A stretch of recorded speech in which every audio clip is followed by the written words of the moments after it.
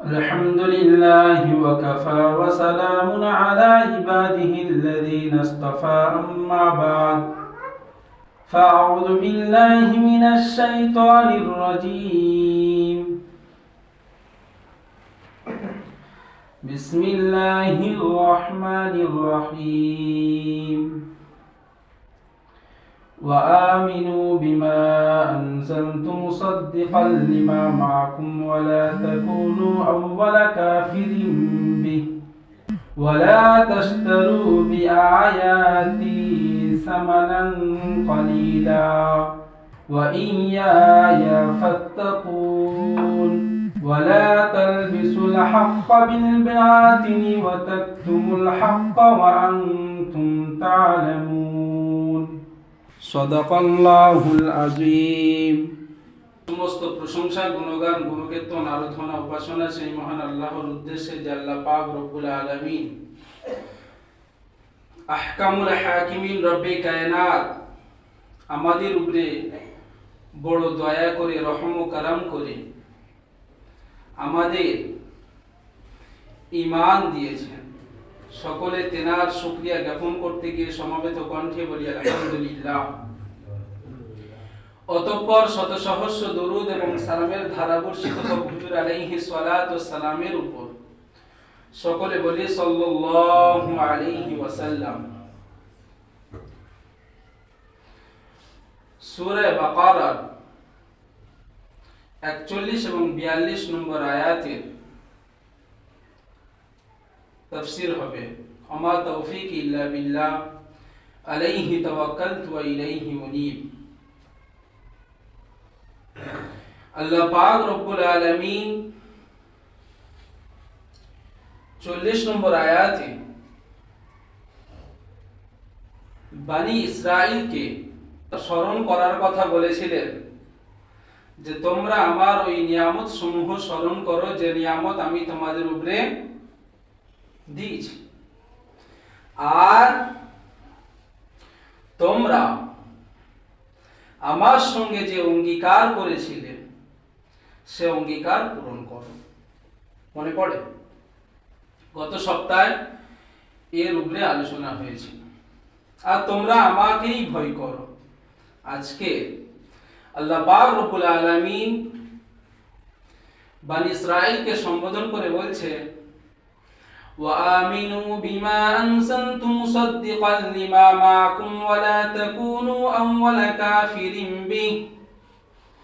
আর তোমরা ঈমান আনো ওই কিতাবের উপরে যে কিতাব আমি আল্লাহ অবতীর্ণ করেছি, যে কিতাব সত্যতা প্রকাশকারী যা তোমাদের কাছে আছে। আর তোমরা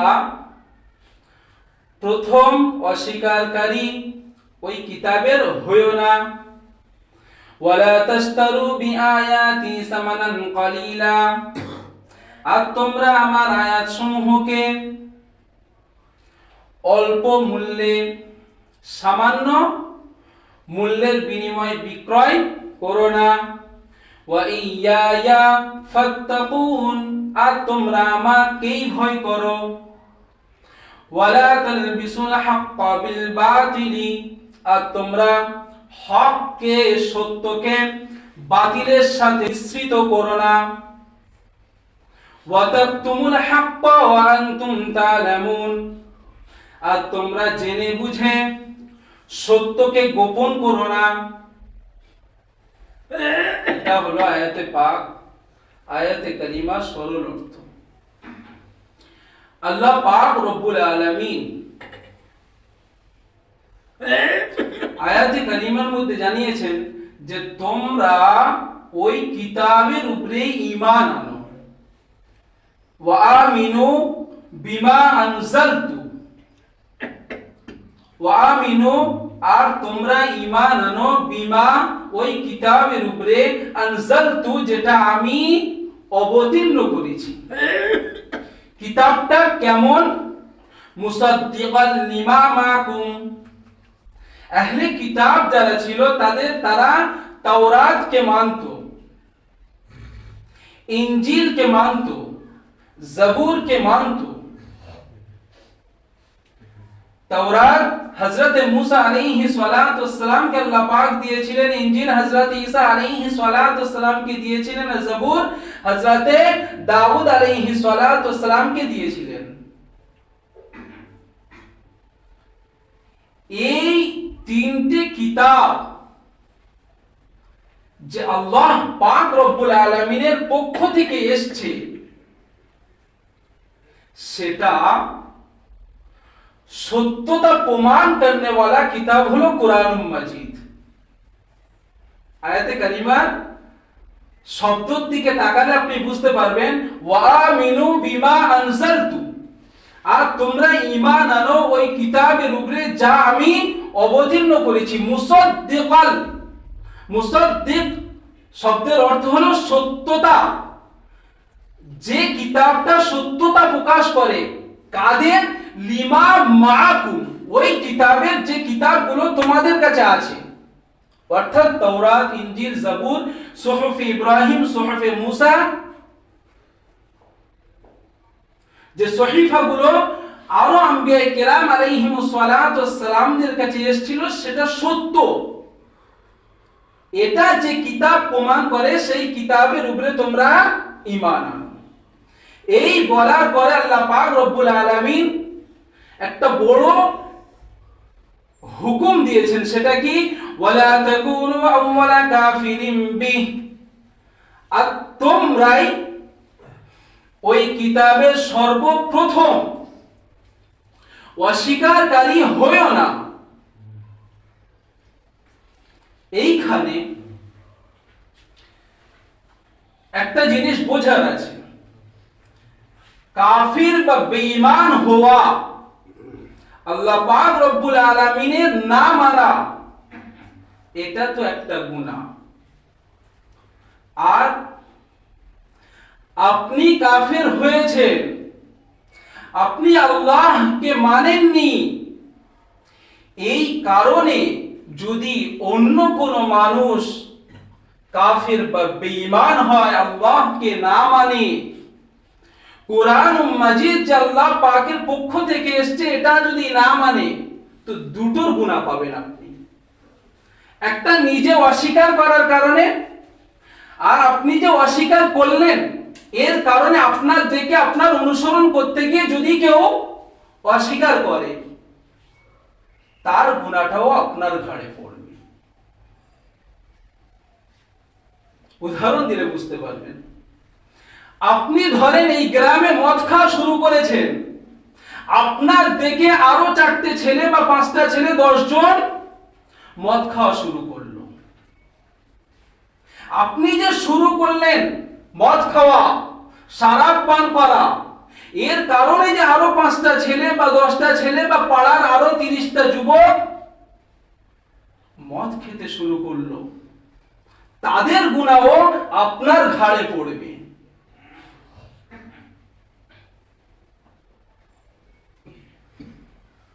আপনি নামাজ পড়েন না, আপনি না নামাজ পড়ার কারণে আপনি ধরেন কোনো কারখানা খুলে রেখেছেন, সেইখানে আরো 5 জন যুবক কাজ করে, তারা আপনার দেখে যদি না নামাজ পড়তে আসে, এর ভাগও আপনার কাছে যাবে।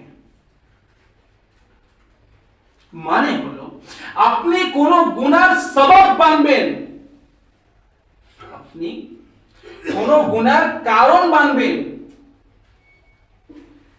আর সেই গুনাহ লোক আপনার কারণ বানার কারণে যদি করে, তো আপনি গুনাহগার হবেন। আপনি একা 60টা খেলেছেন, পাড়ায় কেউ জানতো না 60টা খেলা, আপনি শুরু করেছেন। এখন ধরেন পাড়ার 70% মানুষ বা 30% মানুষ 60টা খেলা শুরু করলো, আপনি গুনাহ ভাগীদার হবেন। কি জানা বুঝতে পারছেন? এই কারণে আল্লাহ পাক রব্বুল আলামিন কি বলেছেন? ওয়ালা তাকুনু আউওয়ালা কাফিরিন বিহ, আর তোমরা আমার ওই কোরআন মাজিদের প্রথম অস্বীকারী হয়ো না। যদি তোমরা কোরআন মাজিদ অস্বীকার করো, আর তোমাদের কারণে অন্য লোকেরা ওই অস্বীকার করে, তাহলে তোমরা গুনাহগার হবে। বুঝতে পারছেন? ওয়া ইয়া ফাত্তাকুন ওয়া লা তাশতারু বিআয়াতি সামানান ক্বালিলা। আর আল্লাহ পাক রব্বুল আলামিন বলছেন, আর তোমরা আমার আয়াত সমূহকে অল্প দামে, অল্প বিনিময়ের মূল্যে বেচো না, বিক্রয় করো না। ওয়া ইয়া ফাত্তাকুন, না তোমরা আমাকেই ভয় করো। এইখানে একটা মসলা শুনেন, ওয়ালা তাশতারু বিআয়াতি সামানান ক্বালিলা, তোমরা আমার আয়াত সমূহকে অল্প মূল্যে বেচো না। এইখানে কিছু মৌলভী সাহেব বলেন, মাওলানা বলেন, মুফতিয়ানে কেরাম বলেন, এখান থেকে একটা ভুল মসলা ইস্তেমবাদ করেছে। কি জানেন?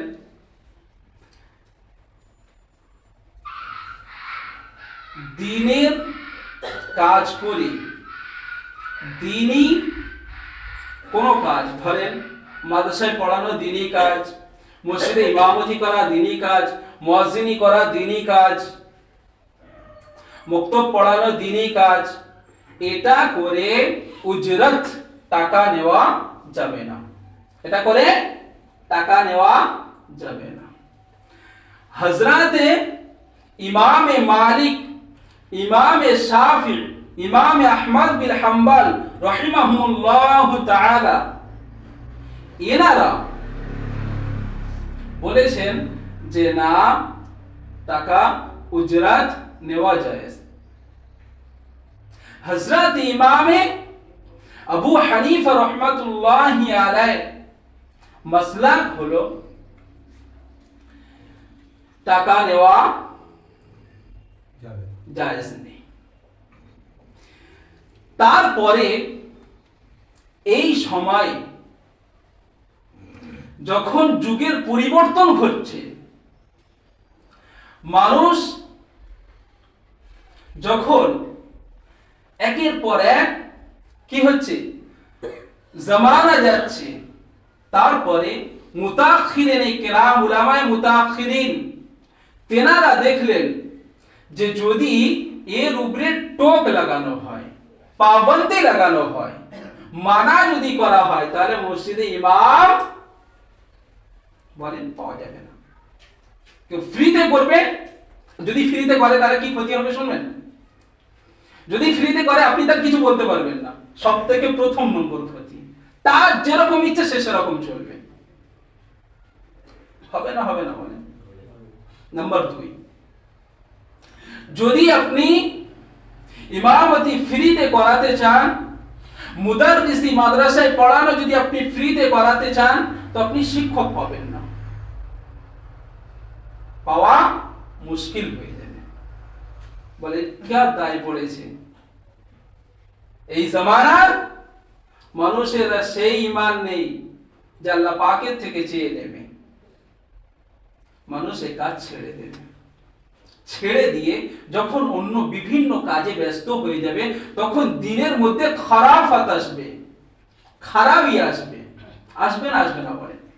মসজিদে ভালো ইমাম পাবেন না, মাদ্রাসায় যদি ভালো শিক্ষক না পান, তো গান্ডু মার্কা মূর্খ লোক গিয়ে মসজিদে ইমামতি করবে আর মাদ্রাসায় গিয়ে পড়াবে, ফুল ফতুয়া দেবে, ভুল ফতুয়া দিবে, দেওয়ার পরে সমাজে বিভ্রান্তি হবে না? হবে না? এই কারণে উলামায়ে মুতাখিররা এই চিন্তা ভাবনা করে যে দিনের মধ্যে কমি আসবে, যার কারণে এটা জায়েজ করে। আর আজ ওই মাসলাকের উপরে আছেন।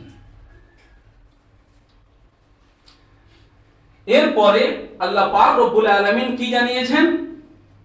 যে ওয়ালা তাশতারু বিআয়াতি সামানান ক্বালিলা ওয়া ইয়া ফাত্তাকুন, আর তোমরা আমাকেই ভয় করো। তাই তো দেখেন, আমি আর আপনি আল্লাহ পাক রব্বুল আলামিনের কি রকম ভয় করি জানেন? সে লোকের কাছে বলবার না, আল্লাহ পাক রব্বুল আলামিন আমাদের রব, আমাদের খালিক, আমাদের মালিক, তেনাকে যেরকম ভয় করা দরকার, বলেন এই জামানায় কটা মানুষ করি আমরা? যদি আমরা প্রকৃত পক্ষে আল্লাহ পাক রব্বুল আলামিনের ভয় করতাম, তো আমরা বাঘের দিকে ভয় করতাম না। আমরা কোন বন্দুক, কোন তলোয়ার, কোন পিস্তলের জন্য ভয় করতাম না। কোন পিস্তল, কোন বন্দুক, কোন জন্তু জানোয়ারের দেখে আমাদের ভয় থাকতো না। যেমন হযরতে আব্দুল্লাহ ইবনে উমর রাদিয়াল্লাহু তাআলা আনহুমা, তিনি একটা সময় রাস্তা দিয়ে এক জায়গায় সফর করছেন। কিছুটা যাওয়ার পরে দেখছে যে ওইখানে একটা মোড় মাথায় কিছু মানুষ বসে আছে। বিরাট চিন্তা ভাবনা অবস্থায়, খুব চিন্তিত অবস্থায় মানুষজন বসে আছে। তো হযরত আব্দুল্লাহ ইবনে উমর রাদিয়াল্লাহু তাআলা আনহুমা জিজ্ঞাসা করলেন যে কি ব্যাপার, আপনারা এত চিন্তিত অবস্থায় এই মোড় মাথায় বসে আছেন, কি কারণ? আপনারা কি কোথায় যাবেন? তো তখন ওই সমস্ত মানুষরা বলে যে হ্যাঁ, আমাদের তো এই রাস্তা সফর করতে হবে, তবে এর একটু পরে, এই মোড় থেকে একটু আগে সামনের দিকে একটা বাঘ আছে। কি আছে? একটা শের আছে।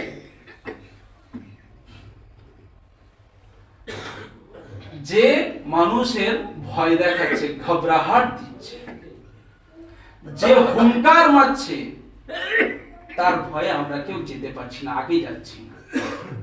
তো হযরত আব্দুল্লাহ ইবনে উমর রাদিয়াল্লাহু তাআলা আনহুমা তাড়াতাড়ি করে সওয়ারি থেকে নামলেন। নামার পরে সামনের দিকে গেলেন। কিছুটা পথ এগিয়ে দেখছে যে হ্যাঁ, সত্যি একটা বাঘ আছে রাস্তাতে। হযরত আব্দুল্লাহ ইবনে উমর রাদিয়াল্লাহু তাআলা আনহুমা গিয়ে কি করেছিলেন জানেন? গিয়ে বাঘের কানটা ধরে আর রাস্তাতে বসিয়ে দিয়েছিলেন। সুবহানাল্লাহ। কি বলেন? কার? বাঘের। বাঘের কানটা ধরে আর বলে দিয়েছে রাস্তাতে হটে যা। হটিয়ে দিয়ে আর ওর কানে কানে কি বলছি জানেন? বলে আরে তোর তো ওদের উপরে মুসাল্লাত করা হয়েছে, তুই ভয় দেখাবি ওই সমস্ত মানুষদের যারা আল্লাহ পাক রব্বুল আলামিন ব্যতীত অন্য কাউরির ভয় করে, তুই আমার ভয় দেখাতে পারবি না, খবরদার, যা সরে যা। সুবহানাল্লাহ। কি ঈমান বলেন যে আল্লাহ পাক রব্বুল আলামিনের দিকে ভয় করবে, তার কাউরির দিকে ভয় হবে না। হযরতে সাফিনা রাদিয়াল্লাহু তাআলা আনহু, তিনি একদিন একটা লস্করের সঙ্গে যাচ্ছিলেন। যেতে যেতে রোম পারস্য, জানেন রোম দেশের নাম শুনেছেন? ওইখানে তখন মানুষ ঈমান আনে। ওই জায়গায় গিয়েছেন আর সাথীরা সবাই আগে বেড়ে গিয়েছে আর উনি পিছনে পড়ে গিয়েছেন।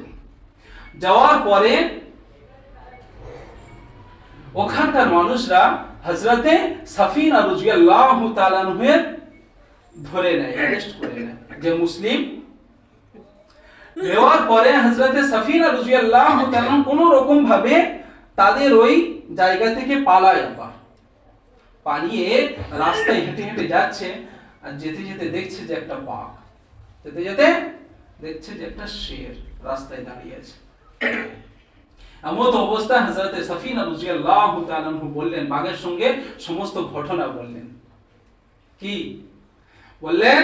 নিজের পরিচয় দিলেন যে আমি সাফিনা, আল্লাহ রাসূল সাল্লাল্লাহু আলাইহি ওয়াসাল্লামের গোলাম। আমি সাফিনা, আল্লাহ রাসূল সাল্লাল্লাহু আলাইহি ওয়াসাল্লামের গোলাম। আমার সঙ্গে এই এই আচরণ হয়েছে। বলার পরে জানেন বাঘটা কি করেছিল? খেতে আসেনি, তাড়াতাড়ি করে, যেরকম ভিজে বিড়াল, উদাহরণ দেওয়ার জন্য বলছে, ভিজে বিড়াল কিরকম জানেন? পুকুরে ফেলে দেওয়ার পরে বিড়াল এমনি কমজোর জানোয়ার, আরো কমজোর হয়ে যায়। তাড়াতাড়ি করে ওই রকম অবস্থায় হযরতে সাফিনা রাদিয়াল্লাহু তাআলার বগলের পাশে এসেছে। আসার পরে হযরতে সাফিনা রাদিয়াল্লাহু তাআলার পথে নিয়ে চলছে। বাঘ বন্ধু হয়ে রাস্তা দেখে নিয়ে চলছে। আর হাদিস এরকম এসছে যে কোনো একটা ঘবরাহট আওয়াজ, ভয়ানক আওয়াজ যখন হযরত সাফিনা রাদিয়াল্লাহু তাআলা কানে শুনতেন, তখন বাঘকে জড়িয়ে ধরতেন। জোরে বলেন সুবহানাল্লাহ। তারপরে যে জায়গায় গন্তব্যস্থলে সাথীদের কাছে গেলেন, সাথীদের যখন পেয়ে গেলেন, তখন বাঘ আবার নিজের রাস্তায় চলে আসে। কেন জানেন এটা হয়েছে? তার কারণ হলো তানারা একজনকে ভয় করত, যিনি ভয় করনেওয়ালা যোগ্য, যেনাকে ভয় করতে হয়, যিনি একমাত্র যোগ্য, তিনি হলেন আমার আর আপনার রব, রব্বে কায়নাত আল্লাহ পাক রব্বুল আলামিন। যেনাকে ভয় করতেন তানারা। এই কারণে তানারা কোন জন্তু, কোন রকম কাউরির ভয় পেতেন না। কারোর থেকে কিচ্ছু হয় না, কেউ কিচ্ছু পারে না, একজনই পারে, সেটা হলো আমাদের খালিক রব্বে কায়নাত আল্লাহ পাক রব্বুল আলামিন। তাছাড়া যা শক্তি আছে সেটা কোনো শক্তিই না। তাছাড়া যা শক্তি আছে কোনো শক্তিই না। হযরতে সাফিনা রাদিয়াল্লাহু তাআলা বলেছিলেন যে বাঘ তো খাবে, যে হারাম খোর হবে তার, হালাল খোরের জীবনে খাবে না। কি বলেন? বাঘ যদি কাউরির খায় তো সে হারাম খোর হতে হবে, হালাল খোরের বাঘ খায় না। কি মারি পাওয়ার বলেন! আমরা এরকম বলতে পারবো? আল্লাহ হেফাজত করুন, আল্লাহ সহিহ বুঝ দান করুন। আল্লাহ পাক রব্বুল আলামিন বললেন এই কারণে ওয়া ইয়া ফাত্তাকুন, তোমরা আমাকেই ভয় করো। ওয়ালা তালবিসুল হাক্কা বিল বাতিলি ওয়া তাকতুমুল হাক্কা ওয়া আনতুম তা'লামুন, আর তোমরা সত্যকে মিথ্যার সঙ্গে মিশ্রিত করো না। গদির ভয়ে অনেক মিথ্যা কথা মানুষ বলে না। সত্যকে ঢাকা দিয়ে মিথ্যাকে বলে বেড়ায়। মিথ্যার সঙ্গে সত্য এমন ভাবে মিশ্রিত করে দেয় যে কোনটা সত্য আর কোনটা মিথ্যা মানুষ বুঝতে পারে না, করে না বলে। এই কারণে আল্লাহ পাক রব্বুল আলামিন বললেন কি, ওয়ালা তালবিসুল হাক্কা, আর তোমরা মিশ্রিত করো না হক সত্য কথাকে বিল বাতিল, বাতিলের সঙ্গে, ওয়া তাকতুমুল হাক্কা ওয়া আনতুম তা'লামুন, আর তোমরা লুকিয়ে রেখো না নিজের স্বার্থের জন্য, যে আমি যদি বলি হক কথা আমার এই ক্ষতি হবে, ওই ক্ষতি হবে, তুমুক ক্ষতি হবে, অমুক ক্ষতি হবে, এর জন্য হক কথাকে তোমরা জেনে বুঝে লুকিয়েও রেখো না। কি বলেন? হক কথাকে মানুষের সামনে বলে দাও, তাতে মানুষ রাগে রাখবে, কোনো অসুবিধা নেই। মানুষের গায়ে লাগবে, এতে কোনো অসুবিধা নেই। আপনি সুদ খেয়েছেন, আর আপনার জন্য যদি আরো 10টা মানুষ সুদখোর তৈরি হয়, এর সমস্ত মানুষের গুনাহ আপনার ঘাড়ে পড়বে। এটা একবারের জন্য হলেও আপনি চুপ থাকবেন না, আপনার দায়িত্ব এটা আপনি বলবেন। পুরো এলাকাবাসী সবাই মদখোর যদি হয়, আপনি যদি জানেন যে মদ খাওয়া হারাম, আপনি সবার সামনে বলবেন যে মদ খাওয়া হারাম।